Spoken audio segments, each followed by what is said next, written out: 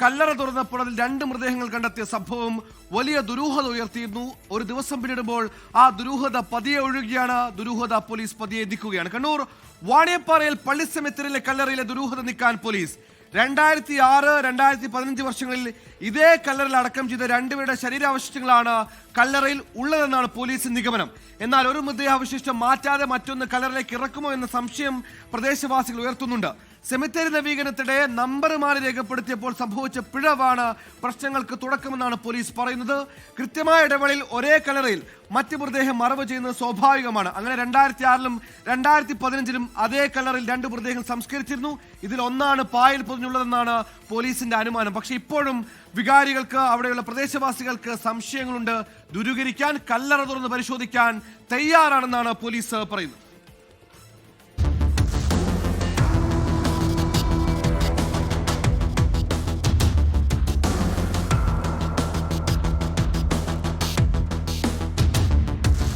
Kannur Vaniyappara infant Jesus ദേവാലയ സെമിത്തേരിയുടെ 38-ാം number കല്ലറയിൽ കണ്ട പായിൽ പൊതിഞ്ഞ നിലയിലുള്ള മൃതദേഹ സാദൃശ്യമുള്ള വസ്തു സംബന്ധിച്ച ദുരൂഹത ഒഴിയുന്നില്ല.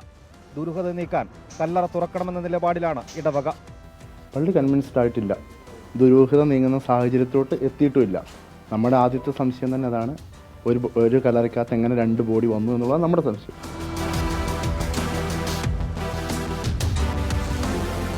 ഈ മാസം 13-ന് മറ്റൊരു മൃതദേഹം സംസ്കരിക്കാൻ കല്ലറ തുറന്നപ്പോഴാണ് മൃതദേഹ സാദൃശ്യമുള്ള വസ്തു കണ്ടത്.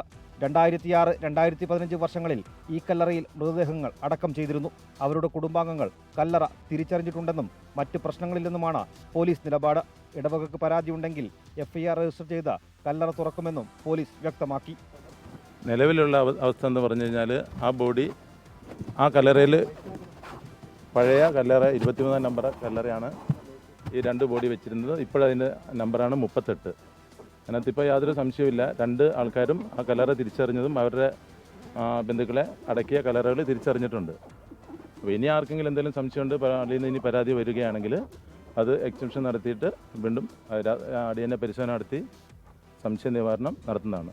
പ്ലാസ്റ്റിക് പായയിൽ പൊതിഞ്ഞ കല്ലറയിൽ മൃതദേഹം സംസ്കരിക്കാറില്ല. ഒരേ കല്ലറയിൽ ആദ്യത്തെ മൃതദേഹാവശിഷ്ടം മാറ്റാതെ രണ്ടാമത്തേത് എങ്ങനെ അടക്കം ചെയ്തു എന്ന ചോദ്യമാണ് ഉയരുന്നത്. 24 കണ്ണൂർ.